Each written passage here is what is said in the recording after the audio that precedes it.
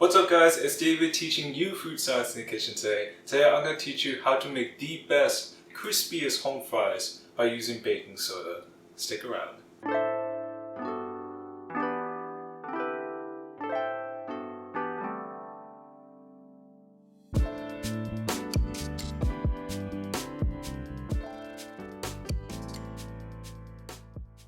So the ideal home fry is dry and crispy on the outside while being fluffy and moist on the inside.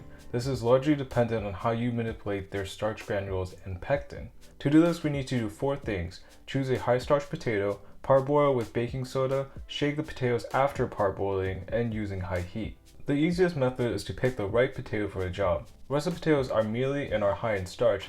This mealy texture allows the potato cells to readily fall apart and are ideal for home fries. This also means that less heat is required to get a smooth consistency, which is why they are good for mashed potatoes. As the starch granule begins to heat up, they swell with water. If it becomes too hot, the granules burst and release a sticky gel. In most cases, this is bad and is prevented by washing away the starch.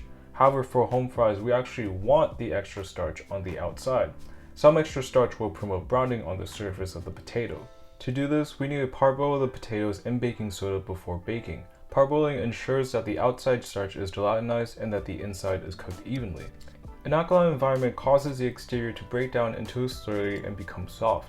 This means that the outside crisps up while the inside remains moist. Also, because there's more surface area, the potatoes can cook faster. Conversely, if you parboil with vinegar, it has the opposite effect. Vinegar will neutralize the negative charges and create a firm, intact potato. Shaking the fries after parboiling is important because it also exposes the starch to the outside. Finally, using high heat creates a bigger contrast between the surface area and the interior of the fry.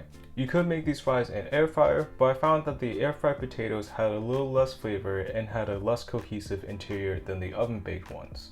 Now that we know the thought process, here's a recipe breakdown. Preheat the oven to 450 degrees. It's 450 degrees, high heat potatoes and stuffing. Then place a baking sheet in the oven to preheat in order to maintain that high heat as much as possible. Bring a large pot of water to a boil, then add baking soda, potatoes, and a generous pinch of salt. Return the potatoes to a boil, then simmer for 10 to 12 minutes or until a knife easily pierces through. Meanwhile, combine butter or pork fat with rosemary and minced garlic at medium-low heat until the garlic is golden brown. I'm using garlic confit instead of minced garlic in this video. If you want the full recipe, it's in the description box below.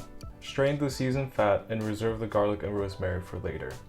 Drain the potatoes, then set the pot to low heat to evaporate any leftover moisture. Mix in the seasoned fat with the potatoes. Cover the pot and gently shake for 3 seconds to roughen the potatoes. Don't shake the pot too much or you'll make mashed potatoes instead. Remove the preheated tray and season with 2 tablespoons of oil. Add the potatoes on an even layer and roast for 25 minutes. Flip the potatoes and shake the tray occasionally for 30 minutes until golden brown. Transfer the home fries to a bowl and season them with the reserved garlic and rosemary. Season with salt, pepper, and cayenne to taste. To make Sriracha Mayo, combine Sriracha Mayo and black pepper in a separate bowl and serve immediately.